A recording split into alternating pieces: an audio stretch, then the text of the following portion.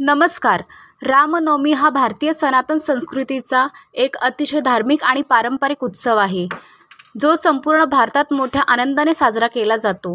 हिंदू पंचांगानुसार हा धार्मिक सण चैत्र महिन्याच्या शुक्ल पक्षाला साजरा केला जातो.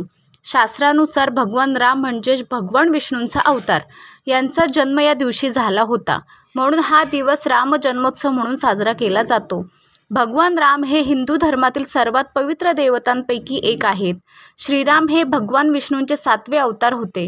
भगवान विष्णूंनी राक्षसांचा वध करण्यासाठी श्रीराम म्हणून पृथ्वीवर जन्म घेतला. भारतात रामनवमीचा सण वर्षातून 2दा साजरा केला जातो. पहिली चैत्र नवरात्र आणि दुसरी शारदीय नवरात्र.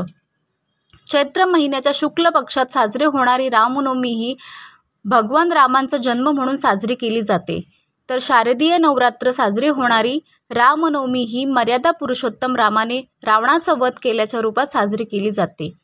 रामनवमीनिमित्त भक्त भगवान रामांची भक्तिभावे पूजा करतात, उपवास करतात आणि विविध धार्मिक कार्यक्रमांचे आयोजन करतात.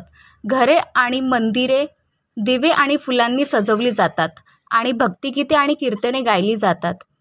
या काळात रामायण पठण आणि रामलीला देखील आयोजित केली जाते, जी या उत्सवाचे खास आकर्षण आहे.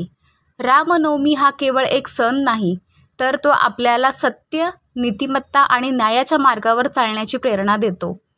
भगवान राम हे सर्व गुण त्यांच्या जीवनात मूर्त रूप देतात आणि आपल्याला शिकवतात की आपण सर्वात कठीण परिस्थितीतही नेहमीच सत्याच्या मार्गावर चालले पाहिजे.